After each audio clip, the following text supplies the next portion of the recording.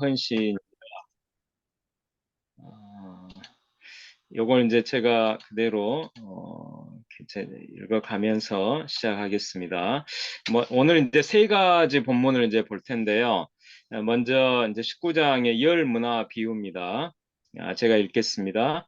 그들이 이 말씀을 듣고 있을 때 비유를 더하여 말씀하시니 이는 자기가 예루살렘에 가까이 오셨고 그들은 하나님의 나라가 당장에 나타날 줄로 생각함이더라. 그래서 지금 이제 이 하나님의 나라, 이 주제 하에 이 열문화 비유가 이루어집니다. 이르시되 어떤 귀인이 왕위를 받아가지고 오려고 먼 나라로 갈 때 그 종 열을 불러 은화 열 문화를 주며 이르되 내가 돌아올 때까지 장사하라 하니라. 그런데 그 백성이 그를 미워하여 사자를 뒤로 보내어 이르되 우리는 이 사람이 우리의 왕됨을 원하지 아니하나이다 하였더라. 귀인이 왕위를 받아가지고 돌아와서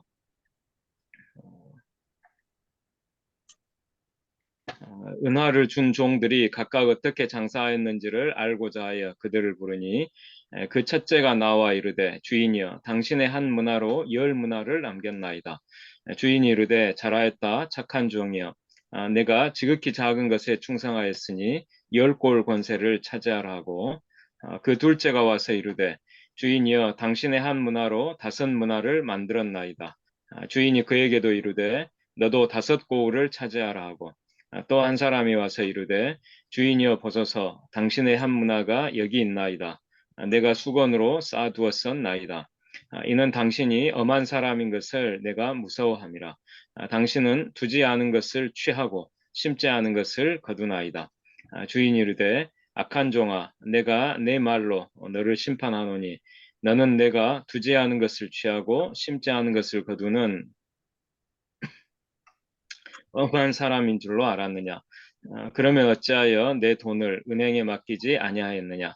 그리하였으면 내가 와서 그 이자와 함께 그 돈을 찾았으리라 하고 곁에 섰는 자들에게 이르되 그 한 문화를 빼앗아 열 문화 있는 자에게 주라 하니 그들이 이르되 주여 그에게 이미 열 문화가 있나이다. 주인이 이르되 내가 너희에게 말하노니 무릇 있는 자는 받겠고 없는 자는 그 있는 것도 빼앗기리라. 그리고 내가 왕됨을 원하지 아니하던 저 원수들을 이리로 끌어다가 내 앞에서 죽이라 하였느니라. 이 열문화 비유는 장사이고 이제 씨 뿌리는 비유는 이제 농사라는 차이점이 있을 뿐이지 두 비유는 본질적으로 일맥상통하는 비유입니다. 씨 뿌리는 비유가 하나님 나라의 비밀에 대한 것이며 씨앗은 하나님의 말씀을 뜻하는 것처럼 열문화 비유 역시 하나님의 나라에 대한 것이며 문화도 하나님의 말씀을 가리키는데 그 가운데 특히 재물에 대한 하나님의 말씀을 뜻한다고 이해가 됩니다. 그 이유는 두 가지인데요. 첫째, 열문화 비유의 바로 앞 문맥이 재물에 대한 삭개오의 회개이기 때문입니다.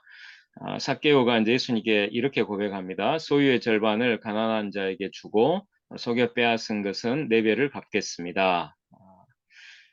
그래서 이 열문화 비유 바로 앞 문맥이 이처럼 재물에 대한 삭개오의 회개라는 것입니다. 둘째, 열문화 비유의 본문 가운데 지극히 작은 것에 충성하였으니 라는 그 말씀이 나오는데 이것은 옳지 않은 청지기 비유에서 지극히 작은 것에 충성된 자라는 표현으로 거의 똑같이 등장하는데 거기서 지극히 작은 것이란 바로 불의한 재물로 친구를 사귀라는 이 재물에 대한 예수님의 말씀이기 때문입니다.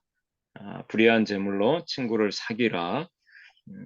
그리고 10명의 종이 각기 한 문화를 똑같이 받았다는 것은 예수님의 종인 모든 그리스도인이 각기 이 재물에 대한 하나님의 말씀을 똑같이 받았다는 것을 뜻합니다. 그런데 이는 씨 뿌리는 비유에서 네 개의 땅, 길가, 바위 위, 가시떨기 속 좋은 땅이 각기 씨앗들을 똑같이 뿌림받은 것과 비슷합니다.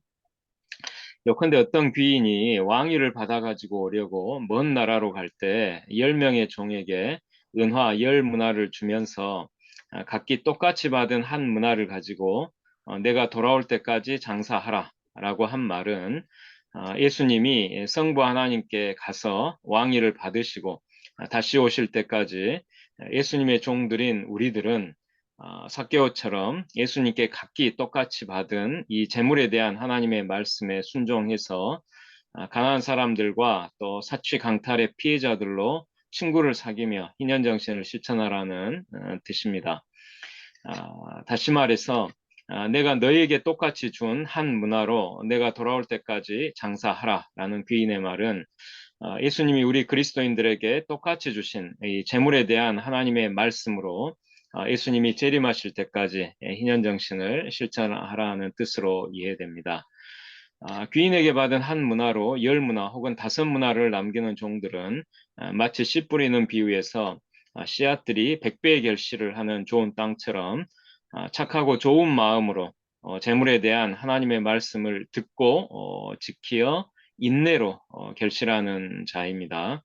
이들은 10고울 혹은 5고울 권세를 받게 되는데 이 의미는 10문화 비유가 하나님의 나라에 대한 비유이기 때문에 장차 예수님이 재림하실 때 이런 그리스도인들이 하나님의 나라에서 받게 될 상으로서의 작은 통치권들을 가리키는 것으로 이해됩니다. 이에 반해 이제 다른 종들처럼 똑같이 한 문화를 받으면서 내가 돌아올 때까지 장사하라라는 귀인의 명령을 받았음에도 불구하고 그 명령에 불순종해서 장사하지 않고 그 한 문화를 수건으로 쌓아둔 종은 마치 씨 뿌리는 비유에서 좋은 땅과 똑같이 그 씨앗들을 뿌림 받았음에도 불구하고 열매를 맺지 못한 길가, 바위 위, 가시떨기, 속과 같은 땅들처럼 재물에 대한 하나님의 말씀을 들었음에도 불구하고 그 말씀을 마음에 잘 지키지 못해 마귀에게 빼앗기거나 처음에는 기쁨으로 받지만 뿌리를 내리지 못해 잠깐 믿다가 시련을 당할 때 배반하거나 또 이생의 염려와 재물과 향락에 기운이 막혀 결실하지 못하는 자입니다. 이 불순종한 종은 그의 주인인 귀인이 엄한 사람, 곧 맡기지 않은 것을 취하고 우리 이제 개혁 개정에서는 두지 않은 것이라고 되어 있는데 이게 맡기지 않은 것이라는 뜻입니다. 맡기지 않은 것을 취하고 심지 않은 것을 거두는 사람이기 때문에 자신이 그 한 문화로 장사를 하지 않고 수건에 싸서 보관했다고 말하는데 이를 귀인이 그렇다면 왜 그 돈을 은행에 맡겨 내가 올 때 그 원금과 이자를 얻게 하지 않았느냐? 라고 논박하는 것으로 보아 그 종은 교묘하게 주인에게 책임을 전가하면서 거짓말을 하고 있는 것입니다. 근데 여기서 혹자는 예수님이 이자를 은행의 이자, 돈의 이자를 합법화하신 것이라고 오해하는데 이는 이 본문의 의도와 동떨어진 엉뚱한 해석이자 정반대 해석입니다. 귀인의 말은 내 말처럼 내가 맡기지 않은 것을 취하고 심지 않은 것을 거두는 날강도 같은 사람이라면 너는 그 돈을 은행에 맡겨 내가 올 때 그 원금과 이자를 얻게 해야 한다는 것입니다. 곧 맡기지 않은 것을 취하고 심지 않은 것을 거두는 날강도 같은 사람이 이자를 받는다는 것이죠. 따라서 이 본문은 이자를 합법화하는 것이 아니라 정반대로 불법화하는 말씀인 것입니다. 귀인은 이 불순종한 종을 악한 종이라고 부르는데 이 종이 받는 심판은 그 한 문화를 빼앗기는 것입니다. 그런데 이는 하나님의 나라에 들어가는데 필수적인 하나님의 말씀을 예수님에 의해 박탈당하는 것이므로 하나님의 나라에 들어가지 못한다는 의미로 이해됩니다. 그러니까 예수님의 종들 가운데 악한 종은 예수님이 그에게서 말씀을 거두시고 쫓아내시는 것입니다. 이는 마치 하나님의 백성 가운데 큰 죄를 범하고도 끝까지 회개하지 않는 악한 자의 경우 하나님이 그에게서 성령을 거두시고 쫓아내시는 것과 같습니다. 그래서 이는 그 직후에 귀인이 왕됨을 원하지 아니한 그 원수들이 죽임을 당하게 되는 심판과 사실상 동일한 의미로 해석됩니다. 다시 말하면 그리스도인들 가운데 재물에 대한 하나님의 말씀을 들었음에도 불구하고 그 말씀에 불순종해서 희년 정신을 실천하지 않은 사람들은 예수님이 왕 되시는 것을 거부한 자들처럼 하나님의 나라에 들어가지 못하고 무서운 심판을 당하게 된다는 뜻으로 이해됩니다. 마지막으로 이 열무나 비유 본문은 누가복음 12장의 아래 본문과 여러 점에서 이제 비슷한 의미로 읽힙니다. 이 두 본문은 예수님의 재림, 또 재림을 준비하는 제자들의 삶, 제자들의 재물 사용, 재물에 대한 말씀의 순종 여부에 따른 보상 또는 심판이라는 네 가지 공통 주제를 갖습니다. 그 12장 본문에 이렇습니다. 주께서 이르시되 지혜 있고 진실한 청지기가 되어 주인에게 그 집 종들을 맡아 때를 따라 양식을 나누어 줄 자가 누구냐? 주인이 이를 때 그 종이 그렇게 하는 것을 보면 그 종은 복이 있으리로다. 내가 참으로 너에게 이르노니 주인이 그 모든 소유를 그에게 맡기리라. 만일 그 종이 마음에 생각하기를 주인이 더디 오리라 하여 남녀 종들을 때리며 먹고 마시고 취하게 되면 생각하지 않은 날 알지 못하는 시각에 그 종의 주인이 이르러 엄히 때리고 신실하지 아니한 자에 받는 벌에 처하리니 주인의 뜻을 알고도 준비하지 아니하고 그 뜻대로 행하지 아니한 종은 많이 맞을 것이요 알지 못하고 맞을 일을 행한 종은 적게 맞으리라. 물은 많이 받은 자에게는 많이 요구할 것이요 많이 맡은 자에게는 많이 달라 할 것이니라. 예컨대 내가 너희에게 똑같이 준 한 문화를 가지고 내가 돌아올 때까지 장사하라라는 그인의 말은 예수님이 우리 그리스도인들에게 똑같이 주신 이 재물에 대한 하나님의 말씀, 그 희년 정신을 실천하라는 이 말씀을 가지고 예수님이 재림하실 때까지 희년 정신을 실천하라는 뜻입니다. 그리고 이 말씀에 순종해서 희년 정신을 실천하는 그리스도인들은 장차 예수님이 재림하실 때 하나님의 나라에서 작은 통치권들을 상으로 받게 될 것이지만 불순종하는 그리스도인들은 예수님이 왕 되심을 거부한 자들과 같이 하나님의 나라에 들어가지 못하고 무서운 심판을 받게 될 것입니다. 자, 다음에 이제 이 메시지와 메신저인데요. 누가복음 20장입니다. 하루는 예수께서 성전에서 백성을 가르치시며 복음을 전하실새 대제사장들과 서기관들이 장로들과 함께 가까이 와서 말하여 이르되 당신이 무슨 권위로 이런 일을 하는지 이 권위를 준 이가 누구인지 우리에게 말하라.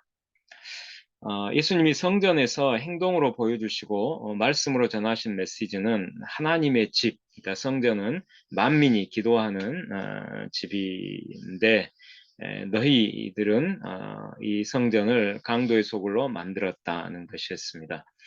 유대인의 지도자들은 이 예수님의 이 메시지가 싫었어요. 그러나 이 메시지는 그 내용이 옳았기 때문에 이 메시지를 공격할 수 없었어요. 그래서 그들은 그 메시지를 전한 메신저를 공격하기로 방침을 정합니다. 꼭 그런 메시지를 전할 권위가 예수님께 없다고 예수님을 공격한 것이죠. 우리는 메시지와 메신저에 대해 두 가지 태도를 견제해야 합니다. 하나는 메시지를 듣는 사람의 올바른 자세고 다른 하나는 메시지를 전하는 사람의 올바른 자세입니다. 첫째, 메시지를 듣는 사람의 입장에서 만약 그 메시지가 옳다면 그 메시지를 전하는 메신저가 어떤 사람이든 관계없이 그 메시지를 받아들일 수 있어야 합니다. 유대인의 지도자들은 예수님이 행동으로 보여주시고 말씀으로 전하신 메시지가 옳다는 것을 알았어요. 그러나 그들은 그 메시지가 자신들의 기득권을 침해하고 위협하기 때문에 그 메시지를 받아들이기 싫었습니다. 그래서 그들은 그 메시지를 무력화하기 위해 그 메시지를 전한 메신저를 공격하려 한 것입니다.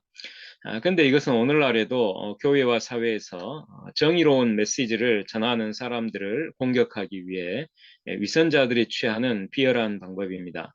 우리는 결코 그렇게 하면 안 됩니다. 어떤 메시지가 우리의 기득권을 침해하고 위협한다 하더라도 또 그 메시지를 전한 메신저가 우리와 적대적인 관계에 있거나 우리 마음에 들지 않는다 하더라도 그 메시지가 하나님의 말씀에 비추어서 우리 양심에 옳다고 판단된다면 그 메시지를 받아들여서 우리의 삶을 고쳐 나가야 하고 그 메시지를 전해준 메신저에게도 감사의 마음을 가져야 합니다. 그것이 옳은 태도이고 그것이 우리가 살 길입니다. 둘째, 이제 메시지를 전하는 사람의 입장에서 만약 그 메시지가 옳다면 그 메시지를 전하는 메신저, 그 자신의 삶이 그 메시지와 일치하도록 노력해야 합니다. 메신저는 언행이 일치해야 합니다. 그 모범은 바로 예수님이십니다. 예수님은 제자들에게 너희를 모욕하는 자를 위하여 기도하라 이렇게 가르치셨고 십자가에 못 박히실 때 몸소 그대로 행하셔서 우리에게 모범을 보여주셨습니다. 그러나 너희 듣는 자에게 내가 이르노니 너희 원수를 사랑하며 너희를 미워하는 자를 선대하며 너희를 저주하는 자를 위하여 축복하며 너희를 모욕하는 자를 위하여 기도하라. 해골이라 하는 곳에 이르러 거기서 예수를 십자가에 못 박고 두 행악자도 그렇게 하니 하나는 우편에 하나는 좌편에 있더라. 이에 예수께서 이르시되 아버지 저들을 사하여 주옵소서 자기들이 하는 것을 알지 못함이니이다 하시더라. 그러니까 예수님이 자신의 십자가에 못 박는 자들의 죄를 사하여 달라고 이렇게 지금 기도하시는 것은 예수님이 제자들에게 내 원수를 사랑하고 모욕하는 자를 위해 기도하라 하신 말씀 그대로를 예수님 자신이 지금 실행하고 계신 것이죠. 예수님은 하나님이신 말씀이십니다. 그런데 하나님이신 말씀이 육신이 되셨죠. 태초에 말씀이 계시니라 이 말씀이 하나님과 함께 계셨으니 이 말씀은 곧 하나님이시니라. 말씀이 육신이 되어 우리 가운데 거하심에 우리가 그의 영광을 보니 아버지의 독생자의 영광이요 은혜와 진리가 충만하더라. 예수님은 육신이 되신 말씀입니다. 그런데 여기서 말씀을 메시지로 바꾸면 예수님은 육신이 되신 메시지라고 할 수 있습니다. 예수님은 자신이 전하신 메시지를 자신의 온 삶으로 살아내시고 보여주신 메신저이십니다. 예수님의 그 삶이 메시지 자체이신 메신저이십니다. 우리도 예수님처럼 우리 자신이 전하는 메시지를 우리 자신의 온 삶으로 살아내고 보여줄 수 있는 사람이 되어야 합니다.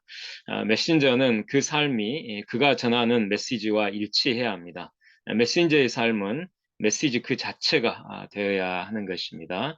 그래서 우리 시대에 희년의 하나님 나라 복음, 희년의 말씀을 전하는 이 메신저의 삶을 우리가 살아가려면 우리의 삶 자체가 그 메시지와 동일하게 희년 정신을 실천하는 삶이 되어야 합니다. 그 다음 이제 마지막으로 이 가난한 거부 단식인가 단복인가. 그러니까 예수님은 서기관들을 비판하셨습니다. 서기관들이 자행하던 악행 가운데는 과부의 가산을 삼키는 행위가 있었어요. 모든 백성이 들을 때 예수께서 그 제자들에게 이르시되 긴 옷을 입고 다니는 것을 원하며 시장에서 문안받는 것과 회당의 높은 자리와 잔치의 윗자리를 좋아하는 서기관들을 삼가라. 서기관들을 조심해라. 서기관들은 과부의 가산을 삼키며 외식으로 길게 기도하니 그들이 더 엄중한 심판을 받으리라 하시니라. 그런데 이제 이 말씀은 바로 제자들에게 하신 말씀이었어요. 제자들에게 서기관들을 삼가라고 제자들에게 하신 말씀입니다. 따라서 제자들은 서기관들과 같은 악행을 범하지 않도록 주의해야 합니다. 이 말씀 직후에 이제 예수님은 성전에서 사람들이 헌금하는 것을 보셨어요. 근데 그 가운데는 부자들도 있었고 가난한 과부도 있었습니다. 예수께서 눈을 들어 부자들이 헌금함에 헌금 넣는 것을 보시고 또 어떤 가난한 과부가 두 렙돈 넣는 것을 보시고 여기서 이제 한 렙돈은 은화 128분의 1 데나리온입니다.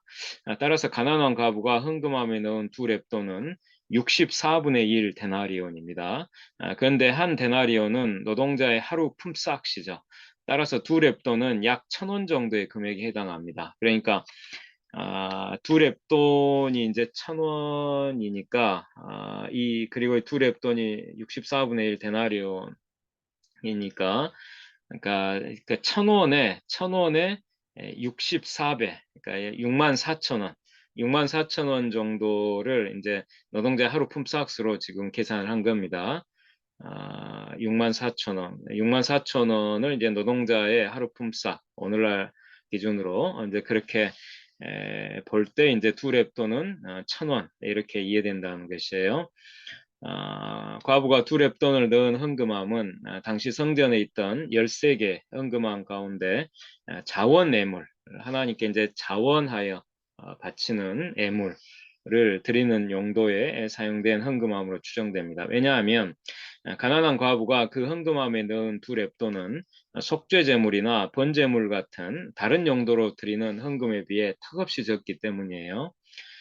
예컨대 랍비 시므온은 이제 사도 바울의 스승이었던 가말리엘의 아들로서 유대 전쟁 당시에는 산헤드린의 의원이었는데 이 시므온의 주도적 노력으로 산헤드린은 가난한 사람들이 그러니까 산헤드린의 공회를 말합니다. 산헤드린 공회. 이 산헤드린은 가난한 사람들이 하나님께 속죄 제물과 번제물로 바치던 비둘기 두 마리, 비둘기 두 마리의 가격을 기존의 은화 50데나리온에서 은화 2분의 1 데나리온으로, 그러니까 은화 2분의 1 데나리온으로 법정 인하해서 기존 가격의 1%가 되게 했어요. 그러니까 어,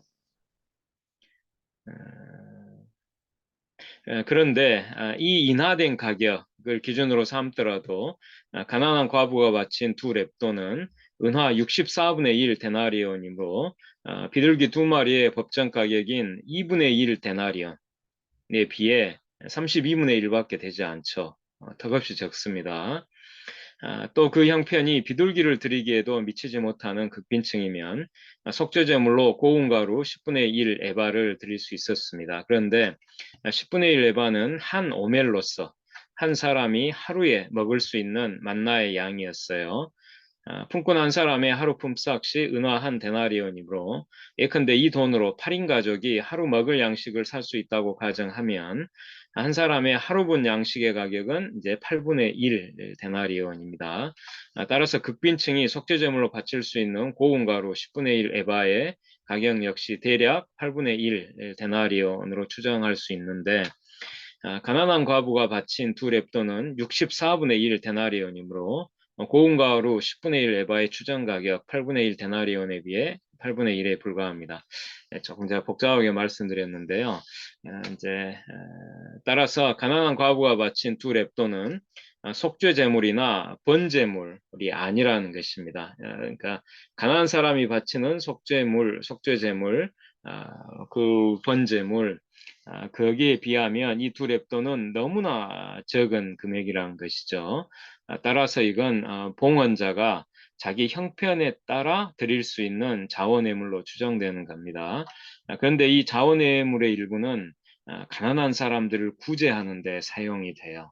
그러니까 이 가난한 가부는 자기 전 재산 두 렙돈을 자원예물로 바쳤고 그래서 이 돈은 또 그 가운데 일부가 가난한 사람들을 위한 구제 용도로 사용이 됐다는 것입니다. 예수님은 부자들의 헌금과 가난한 과부의 헌금을 보시고 이 둘을 비교해서 이제 이렇게 말씀하십니다. 이르시되 내가 참으로 너에게 말하노니 이 가난한 과부가 다른 모든 사람보다 많이 넣었도다. 저들은 그 풍족한 중에서 헌금을 넣었거니와 이 과부는 그 가난한 중에서 자기가 가진 생활비 전부를 넣었느니라 하시니라. 여기서 부자들은 그 풍족한 중에서 아마 가난한 과부가 헌금한 두 렙돈과는 비교할 수 없이 많은 돈을 헌금했을 텐데 그 중요한 목적은 자신들이 이처럼 경건하고 자비로운 의인들이라고 다른 사람들에게 과시하기 위해서였을 것입니다. 근데 예수님은 그 부자들이 아니라 그 과부가 가장 많이 헌금했다고 말씀하십니다. 이는 바리새인과 세리의 그 기도 본문에서 바리새인은 자기를 높이며 스스로 의인이라고 여긴 데 반해 세리는 자신을 낮추며 스스로 죄인이라고 여겼는데 하나님은 바리새인이 아니라 세리를 의롭다고 하신 것과 유사합니다. 자, 그럼 이제 그 과부에게 초점을 맞춰 보겠습니다. 4절에서 생활비로 번역된 비오스란 헬라어는 생명, 재산이라는 뜻입니다. 두 렙돈은 그 가난한 과부에게 전 재산이었어요. 꼭 그 가난한 과부는 자기의 모든 재산을 바친 것입니다. 그런데 자기의 모든 재산을 바치는 것은 곧 자기의 생명을 바치는 것과 다름없어요. 그래서 이 본문에서 생명, 재산을 뜻하는 비오스라는 단어를 사용한 것이 의미심장합니다. 예컨대 이 가난한 과부는 전 재산을 바치면서 생명도 함께 바친 것입니다. 그럼 이 과부는 어떤 마음으로 이런 헌신을 결단한 것일까요? 두 렙돈밖에 남지 않았으니 어차피 굶어 죽을 것이라고 생각해서 자포자기한 마음으로 이렇게 한 것일까요? 그러나 자포자기를 한 사람이라면 그냥 그 절망의 자리에 주저앉아 죽음을 기다리지 이 가난한 과부처럼 하나님께 최후의 헌금을 하고 죽지는 않습니다. 이 가난한 과부는 자신의 전 재산을 헌금하면서 과연 무엇을 마음에 품었던 것일까요? 근데 이제 여기서 이제 주목해야 할 것은 이 가난한 과부라는 표현입니다. 이 가난한 과부. 예수님은 저 가난한 과부라고 하지 않으시고 이 가난한 과부라고 하셨어요. 그것은 그 과부가 헌금을 한 후에 예수님에게서 멀리 떠나가지 않고 예수님 옆에 가까이 와 있었다는 것을 의미합니다. 이때 헌금한 부자들에 대해서도 예수님이 저들은 그러니까 이걸 직역하면 헬라어를 직역하면 이 사람들은 이라고 하셨으므로 그 부자들도 예수님 옆에 가까이 와 있었다는 것을 알 수 있습니다. 그럼 그 부자들과 그 과부는 왜 예수님 옆에 가까이 와 있었을까요? 그것은 바로 예수님의 말씀을 듣기 위해서였을 것입니다. 그런데 그 속내는 아마 서로 달랐을 거예요. 그 부자들은 사람들이 예수님 주변에 모여 있으니 호기심에 이끌려 저 예수라는 사람이 과연 무슨 말을 하는지 한번 들어보자 라는 태도였을 것이지만 그 과부는 자신의 남은 재산을 모두 헌금하면서 자기 생명까지 바치려는 마음으로 예수님의 말씀을 들으려는 그 결연한 자세였을 것입니다. 예수께서 날마다 성전에서 가르치시니 대제사장들과 서기관들과 백성의 지도자들이 그를 죽이려고 꾀하되 백성이 다 그에게 귀를 기울여 들으므로 어찌할 방도를 찾지 못하였더라. 예수께서 날마다 성전에서 가르치시니 백성이 다 그에게 귀를 기울여 들으므로 이 말씀에서 알 수 있는 것처럼 성전에 온 백성들은 모두 날마다 예수님의 말씀에 귀를 기울여 드렸는데 그 백성 가운데 바로 이 가난한 과부도 있었을 것입니다. 어쩌면 그녀는 예수님이 성전에 오셔서 장사하는 자들을 내쫓으실 때 내 집은 기도하는 집이 되리라 라는 그 이사야서 의 본문을 인용하여 말씀하시는 것을 직접 들었을 수도 있습니다. 혹은 직접 듣지는 못했을지라도 다른 사람들에게 전해 듣고 그 말씀의 내용을 알고 있었을 거예요. 왜냐하면 예수님이 성전에서 장사하는 자들을 내쫓으신 사건은 그 당시에 가장 선풍적인 인기를 얻고 계셨던 예수님이 성전을 강도의 소굴로 만들었던 유대의 지도층과 격돌한 일대 사건이었으므로 그때 예루살렘에 있던 사람들 가운데 모르는 사람은 거의 없었을 것이기 때문입니다. 곧 이 가난한 과부는 내 집은 기도하는 집이 되리라 라는 예수님의 말씀을 직간접적으로 듣고 그 말씀에 순종해서 자기의 남은 전 재산을 헌금하고 성전에서 금식하며 기도하기로 결단한 것으로 추정됩니다. 그리고 이때 그녀가 모범으로 삼은 사람은 아기 예수님에 대해 증언한 여선지자 안나가 아닐까 생각합니다. 예수님 이제 그 탄생 직후의 그 본문이죠. 또 아셀 지파 바누엘의 딸 안나라 하는 선지자가 있어 나이가 매우 많았더라. 그가 결혼한 후 7해 동안 남편과 함께 살다가 과부가 되고 84세가 되었더라. 이 사람이 성전을 떠나지 아니하고 주야로 금식하며 여기 나오죠. 금식하며 기도함으로 섬기더니 마침 이때에 나와서 하나님께 감사하고 예루살렘의 속량을 바라는 모든 사람에게 그에 대하여 아기 예수님에 대하여 말하니라. 이 가난한 과부는 내 집은 기도하는 집이 되리라 라는 예수님의 말씀에 따라 자기의 전 재산인 2렙돈을 헌금한 후에 선지자 안나처럼 성전에서 주야로 금식하며 기도함으로 새 이스라엘의 속량을 위해 구원을 위해 자신의 생명을 바치면서 섬기기로 결단한 것이 아닐까 추정됩니다. 이 가난한 과부에게 전 재산이 2렙돈밖에 없었다는 사실은 그녀가 땅은 물론이고 집도 없는 상태가 되었다는 것을 의미합니다. 왜냐하면 땅이나 집의 가격은 두 렙돈보다는 훨씬 더 크기 때문이죠. 이 본문 직전에 서기관들이 과부들의 가산을 삼키고 있다는 예수님의 말씀이 있었기 때문에 이 가난한 과부는 불의하고 외식하는 서기관들에게 자신의 가산을 모두 빼앗긴 결과 전 재산이 두 렙돈밖에 남지 않은 그 급긴층으로 전락했을 가능성이 큽니다. 그런데 이 가난한 과부는 서기관의 불의한 강탈과 자신의 비참한 처지에 대해 절망이나 분노에 빠져 주저앉지 않았습니다. 오히려 그녀는 예수님의 말씀을 듣고 그 절망과 분노의 자리에서 일어나 비록 두 렙돈밖에 되지 않지만 자신의 남은 전 재산을 하나님께 바친 후에 하나님의 나라와 의를 위해 자신의 생명을 바쳐 금식하며 기도하기로 결단했을 것입니다. 구체적으로 이런 불의한 강탈이 이스라엘에서 사라질 수 있도록 서기관과 같은 악인들이 하루속히 회개할 수 있도록 회개하지 않으면 그들을 심판해 주시도록 그래서 더 이상 자신과 같은 피해자들이 생기지 않도록 더 나아가 성전에서 예수님의 말씀에 귀 기울여 듣는 가운데 예수님의 죽음과 부활을 통해 창조될 새 이스라엘의 속량을 위해 여기 새 이스라엘은 이제 오늘날의 우리 교회를 가리키죠. 새 이스라엘의 속량을 위해 금식하며 기도하기로 결단했을 것입니다.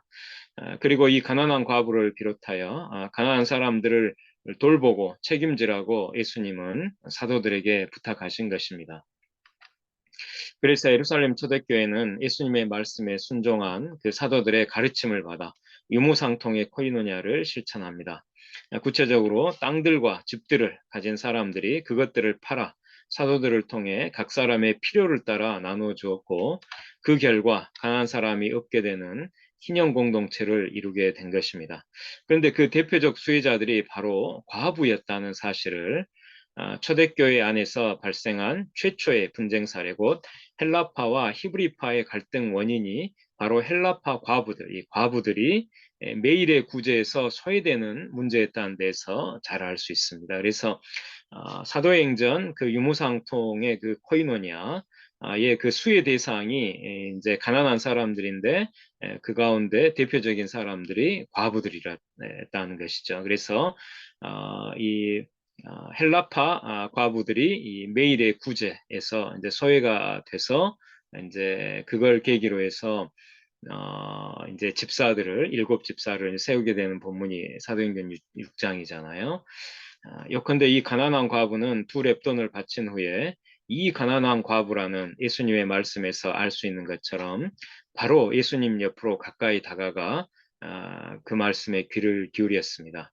그녀는 내 집은 기도하는 집이 되리라 라는 예수님의 말씀에 따라 선지자 안나처럼 성전에서 주야로 금식하며 기도함으로 하나님의 나라와 의를 위해 자신의 남은 생명을 바쳐 섬기기로 결단했을 것입니다.